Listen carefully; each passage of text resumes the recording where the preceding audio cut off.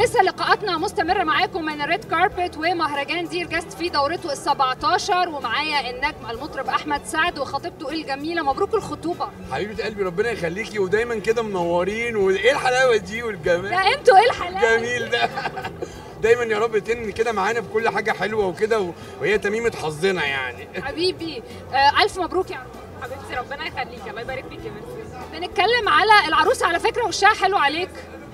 ايه طب ايه يلا يلا يلا، لا ده لازم يجي معانا المخرج المتألق محمد سامي. السعد معايا وش الخير والسعد مش عليا، على الدنيا كلها يعني.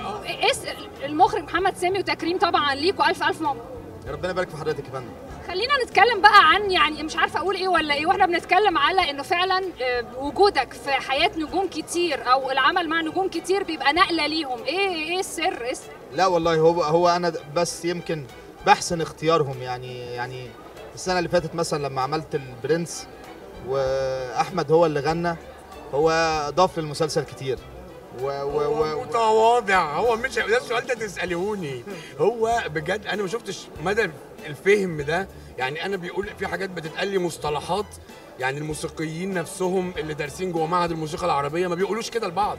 يقول لي احمد انا عايزك تقول لي الحته البياتي، اقول له ايه ده محمد، ده ازاي بتقول الحاجه فعلا هو ما شاء الله الله اكبر، فاهم في كل حاجه وعنده وجهه نظر كلنا بننفذها. محمد سامي تميز في الاخراج وكمان تميز في الكتابه، واعتقد ان الكتابه عجبتك. هتتلعب تاني اللعبه دي صح؟ والله انا بس بستغرب شويه لما الناس بتقول لي على البرنس على موضوع الكتابه، لان انا عملت 5 أفلام كتبت 4 منهم، بستغرب بس الموضوع. بس هو ايوه انا انا بشوف دايما ان المخرج شخص بيحكي حكايه، ما ينفعش شخص يكون بيحكي حكايه وهو ما بيعرفش يالفها. طيب يعني واحنا بنقفل بقى 2020 وبنقول له يا 2021 ادخلي برجلك اليمين، ايه الرساله؟ مش كده. طب تحب تقول ايه لجمهورك بقى، وعايز تبعت رساله ل 2020 تقول لها؟ اقول الحمد لله ان احنا واقفين على رجلنا بنتكرم وبخير وبصحه. رسالتك ايه بقى للجمهور وال 2021؟ عايز تقول ايه ل 2020؟ عايز اقول لك 2020 بس، يعني عايز ايه تاني؟ كان فاضل بركان ويبقى كده احنا قفلنا قفلنا الكوارث. لا والله بجد محمد يمكن قال احنا نجحنا في 2020 والله العظيم بجد يعني، وحاجات كتير، انجازات حصلت كتير جدا جدا.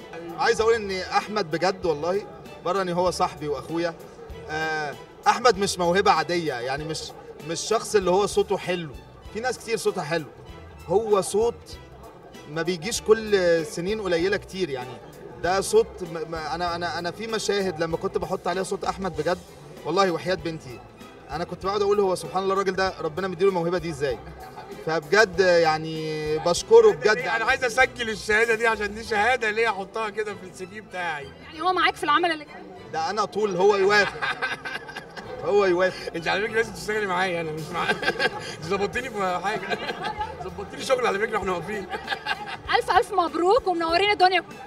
ودايما بيقولوا الجواب بيبان من عنوانه، وعنوان البرنس كان التتر، وكان نجاح المسلسل بداية من التتر.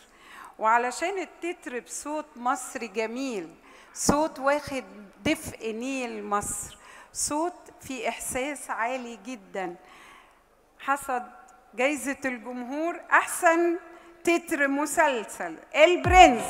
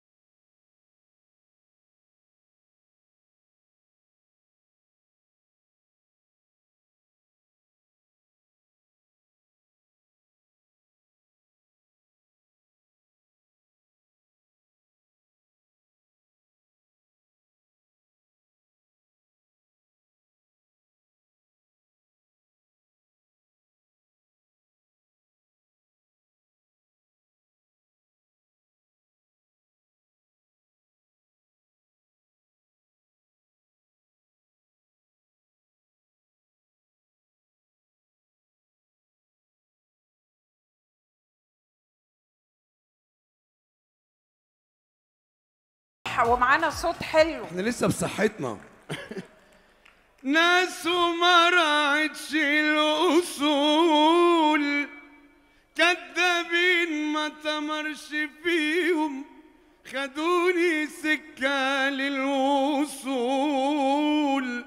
يلا عاد الله يجزيهم، كله لابس وش طيبة، والمعاملة بقت غريبة، واللي على نياته زي اتأذى ودفع الضريبة.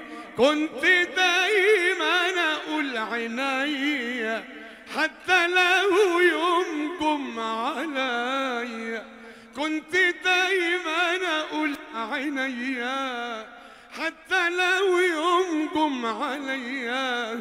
كنت برضو بقول وما قالوا العشم زايد شوية.